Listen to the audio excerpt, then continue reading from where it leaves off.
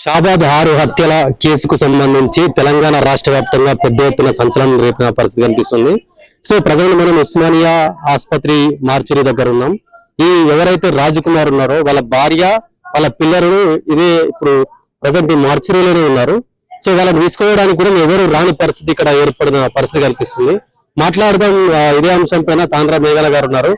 ఒక షాబాద్ లో 6 హత్యలు జరగడం జరిగింది.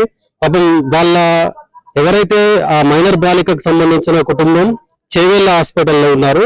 ఈ రాజ్ కుమార్ వాళ్ళ భార్యను చంపిండు, వాళ్ళ పిల్లలను చంపిండు. వాళ్ళ మృతదేహాలు ఇక్కడనే ఉన్నాయి. కనీసం వాళ్ళని తీసుకోవడానికి ఎవరు కూడా రాని పరిస్థితి. అసలు ఏంటి ఘటన, ఏం జరుగుతుంది ఈ సమాజంలో అంటే ఏం చెప్తారు? ఇప్పుడు ఈ సమాజంలో ఏం జరుగుతుందంటే అన్ని ఈ ఫోక్స్ యాక్ట్లు, ఇంకోటి ఇల్లీగల్ రిలేషన్లు, మనుషులని అంటే ఇప్పుడు భార్యలు భర్తలని డ్రమ్ములు వేసి చంపేస్తున్నారు, కుక్కర్లు వేసి చంపుతున్నారు. అంటే ఇంత క్రూరంగా ఎందుకు తయారైంది సమాజం? ఇప్పుడు 6 హత్యల విషయమే చూసుకుంటే వాడికి ఎంత ధైర్యం ఉంటే ఒక ఫోక్స్ యాక్ట్ లా మన చట్టము మన చట్టాలు కరెక్ట్ గట్టిగా లేనందువల్లనే. ఎందుకనంటే చట్టం కరెక్ట్ ఫోక్సో యాక్ట్ కింద నెల 15 రోజులకు బెయిల్ ఎట్లిస్తుంది. ఆ బెయిల్ ఇచ్చినా గానీ మృగంలాగా వచ్చి వాడు భార్యని 2 పిల్లలని కాళ్ళు మొక్కుతుంటే కూడా కోడిలను కోసినట్టు కోసిండు. ఆ అమ్మాయి ఎవరైతే మైనర్ బాలిక ఉందో ఆ అమ్మాయి తీసుకొని కారులో కొంచెం దూరం వెళ్ళి అక్కడ మళ్ళా రేప్ చేసి మళ్ళా చంపిండు అంటే వాళ్ళ అమ్మని చంపిండు అని అంటే వాడు ఎంత తెగిడిసిండు, ఎంత సైకోయిజము. అంటే ఏంది అసలు సమాజం ఎటువైపు పోతుంది, అసలు సమాజంలో ఏం జరుగుతుంది అంటే ఒక భయము, ఒక అంటే బాధ్యత భయము అనేది లేకుండా పోయింది. ఆడోళ్ళు మొగోళ్ళు ఏంది ఒకరినొకరిని చంపుకోవడము. ఇప్పుడు మీరు చూసినట్టయితే 13 ఏండ్ల పిల్ల, పక్క రాష్ట్రంలో 13 ఏండ్ల పిల్ల 32 మంది రేప్ చేయడం ఏందది? అసలు కళ్ళుండి చూస్తుర్రా? అసలు నాయకులు ఏంది? అసలు ఎవరు పరిపాలిస్తారు? ఏం జరుగుతుంది? చట్టం ఎక్కడ పోతుంది? మనకు బాబాసాహెబ్ తెచ్చిన రాజ్యాంగాన్ని మనం ఎంత దుర్వినియోగం చేసుకుంటున్నాము ఏంది అనేది ఎక్కడ అర్థమైతలేదు తమ్మి. ఎందుకంటే వాడు ఇంకోటి రాజ్ కుమార్ అనేటోడు వాడు జైల్లో ఉండి జైలుకి వెళ్ళి వచ్చి ఏదైనా జైలుకు పోతే కొంచెం భయంతో బయటికి వచ్చి తప్పని సరిదిద్దుకోవాలి గాని వాడు వచ్చి ఇంత మూర్ఖంగా మృగంలాగా ప్రవర్తించిందంటే దీనికి కారణం ఎవరు? ఇది అసలు ఏంది? అసలు మొత్తం ఎక్కడ పోతుంది? దేశంలో మెసేజ్ ఏం పోతుంది? మళ్ళీ తర్వాత జనరేషన్ ఏం నేర్చుకోవాలా అంటే మొత్తం అయోమయంలో డెడ్ బాడీలను. ఇప్పుడు ఈడ భార్య పిల్లలు ఉన్నారు. పొద్దున్న నుండి పోలీసు వాళ్ళే అంటారు మేడం ఎవ్వరు కనీసం వచ్చి పరామర్శించడా వాళ్ళ చుట్టాలలో కూడా ఎవరు రాలేరు అని. వాడు ఈ హత్య చేసినవాడు మాత్రం వెళ్ళిపోయిండు, మంచిగా మెసేజ్ పంపించిండు. ఏమని? నేను కూడా సూసైడ్ చేసుకుంటున్నాను పోలీసులకు ఒక మెసేజ్ పంపించిండంట. పోలీస్ వ్యవస్థ ఏమైపోయింది? ఫెయిల్ అయిపోయింది. ఎందుకంటే రాష్ట్రాన్ని పరిపాలించేది ఒక మూర్ఖుడు, రాష్ట్ర హోంమంత్రి కూడా ఒక మూర్ఖుడు. కాబట్టి రాష్ట్ర పోలీస్ శాఖ విఫలమైంది. ఎందుకంటే 6 హత్యలు చేసి వాడు దర్జంగా తిరుగుతున్నాడు మెసేజ్ పంపించిండంటే వానికి ఎంత గట్స్ ఉండాలా, వాడు ఎంత ధైర్యం ఉండాలంటే వ్యవస్థ మొత్తము. ఇంకోటి ఈ పాలనలు మాత్రం ఏదైతే నడుస్తుందో ఈ 3 సంవత్సరాలలో తెలంగాణ రాష్ట్రంలో మాత్రం క్రైమ్ చాలా అంటే చాలా దరిద్రంగా తయారయ్యింది. దీనికి ఏంది అసలు సొల్యూషన్? ఎక్కడ స్టార్ట్ అవుతున్నాయి కానీ స్టాప్ అవుతలే. ఒక్కటిని చూసి ఇంకొకటి పెరుగుతున్నది కానీ ఏదో ఒక చిన్న స్టాప్ అనేది మాత్రం లేదు. ఏం చెప్తారు? రాజ్ కుమార్ చేసిన దుర్మార్గమైన చర్యకి అలా 6 ప్రాణాలు బలైపోయినాయి. ఏం చెప్తారు ఈ విషయానికి సంబంధించి? ఫస్ట్ ఆఫ్ ఆల్ మేము ఏమంటున్నామంటే ఫోక్సో కేసు అంటే ఏంటిది? మైనర్ బాలికకు ఇట్లా అయినందుకే పెడతారు కదా ఫోక్సో కేసు అనేది కొంచెం. అయితే ఫోక్సో కేసు అనేది ఇంత దారుణంగా పెట్టినప్పుడు ఫోక్సో కేసు నాన్ బెయిల్ 20 ఏళ్ళు నాన్ బెయిల్ ఉంటది. ఫోక్సో కేసుకి బెయిల్స్ ఎట్లా వస్తున్నాయి మాకు అదే అర్థమవుతుంది. 15 రోజుల బయటకు వెళ్ళి మే 6th కో 16th కో ఆమె కేసు పెట్టింది అమ్మాయి. పెట్టినప్పుడు వాళ్ళు ఇంత తొందరగా రావడం ఏంది? వీళ్ళందరినీ ఒక మటన్ కొట్టినట్టు కొట్టి వాడు చేయడం ఏంది అంటే ఫోక్సో కేసు కింద ఈ మామూలు వ్యక్తి ఈ రోజు బయటికి వచ్చి ఇంత మందిని చంపిండంటే రేపు బండి సంజయ్ కొడుకు కూడా వచ్చింది బయటికి, వాళ్ళని కూడా పగ తీసుకోవడానికి గ్యారంటీ ఏంది? అంటే మామూలు వ్యక్తి అంటే ఈ పోలీస్ శాఖ ఏం చేస్తాడు ఈ రేవంత్ రెడ్డి సంకల తీసుకొని పెట్టుకొని నాటకాలు చేసుకుంటూ కూర్చున్నాడు హోమ్ మినిస్టర్ శాఖ ఇప్పుడు అదేదో మరి ఎవరికో ఇస్తే మేము అడుగుతూ అక్కడ పోయి మేము ధర్నా చేసుకుని మేము ఏదో మాట్లాడుకుంటుండే కదా నీకు ఒక పని చేత కాదు మహిళలను కోటేశ్వరాలను చేస్తాను మహిళలకు 2000 అవన్నీ ఇయ్యకరా మూర్ఖులను అవన్నీ ఇవ్వకున్నా సరే ఈ మహిళలకు రక్షణ లేకుండా పోతుంది మహిళలని కాపాడమని అడుగుతున్నాం మేము అంతేగాని మీకు ఏమీ మేము అడగట్లేదు మహిళలని కాపాడమని అడుగుతున్నాం కేసులో నిందితుడిగా ఉన్న వ్యక్తికి బెయిల్ రావడం అసలు అత్యంత సహజం కాదు అసలు అటువంటిది 2 నెలలకే బెయిల్ రావడం ఏంటి ఆయన బయటకు రావడం ఏంటి అంత ఉదాంతం ఏంటి 2 నెలలు కాదు 15 రోజులకు 15 రోజులకు వచ్చింది బెయిల్ ఎట్లా వస్తుంది బెయిల్ మేము అదే అడుగుతాం ఫోక్సో కేసు అంటేనే ఒక 20 ఏళ్ళు బెయిల్ రావద్దు మరి ఎట్లా బెయిల్ ఇస్తున్నారు మాకు అదే అర్థమైతలేదు అంటే మేము ఎవరికి న్యాయం ఇప్పుడు మేము బాబాసాహెబ్ అంబేద్కర్ దగ్గర పోయి చెప్పుకోవాలా మరి ఈ రోజు కోర్టులోనే న్యాయం జరుగుతుందని చెప్తే కోర్టు కూడా మాకు ఇట్లా ఇస్తే మరి రేపు ఒక అమ్మాయికి ఇంకొక అమ్మాయికి అవుతుంది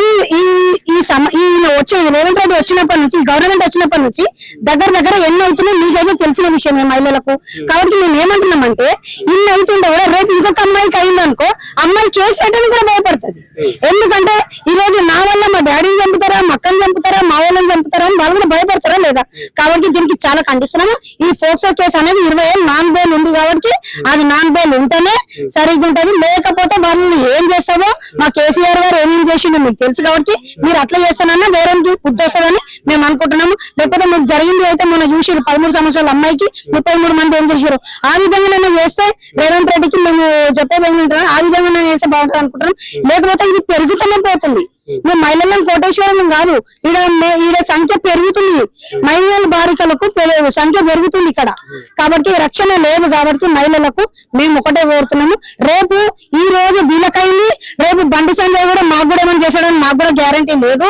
కాబట్టి రేపు మా మీద కూడా ఉంటారు మా మీద కూడా ఎట్లా చంపుతారో మా ఫ్యామిలీ కూడా ఎట్లా చంపుతారో అని మాకు కూడా భయాలు ఉన్నాయి కాబట్టి ఈ ఫోక్సో కేసు పెట్టిన వాళ్ళకు ఇమీడియట్లీ రిమైండ్ తీసుకోవాలా 20 ఏళ్ళు కాకపోతే 50 ఏళ్ళు యావజ శిక్ష ఇచ్చిన కానీ ఏం ప్రాబ్లం లేదని మేము అనుకుంటున్నాము ఏం చెప్తాం రేవంత్ రెడ్డి అంటారు కదా మార్పులో ఇది ఒక మార్పు రేవంత్ రెడ్డి మార్పు ఇది ఈ రోజు పోక్ కేసుకు నాన్ బెయిలబుల్ దానికి బెయిల్ ఇస్తుండు మూర్ఖుడు బుర్ర అన్న చూడు ఆ బుర్ర కాదురా నీకు బురద ఉన్నదల్లా బురద ఉన్న ముఖ్యమంత్రి కూడా మూర్ఖుడా పొట్టోడా నువ్వు వానికి బెయిల్ ఇచ్చినావు కాబట్టే ఈ రోజు 6 మందిని చంపిండు ఒక సామాన్యుడు 6 మందిని చంపిండు సెంట్రల్ మినిస్టర్ కొడుకుకి ఇచ్చిన బెయిల్ ఇప్పుడు వాడు ఎంత మందిని చంపుతాడు మా అందరిని చంపినా తక్కువనే 6 మందిని కాదు 40 మందిని చంపుతాడు 40 చోర్ గారు బెయిల్ ఇచ్చిండు 40 మందిని కూడా చంపుతాడు ఈ రోజు మాకు భద్రత లేదు తెలంగాణలో 1 కోటి మంది మహిళలను కోటీశ్వరులను కాదు మహిళలకు రక్షణ ఈ పొట్టోడా నువ్వు హోమ్ మినిస్టర్ ని సంకల పెట్టుకొని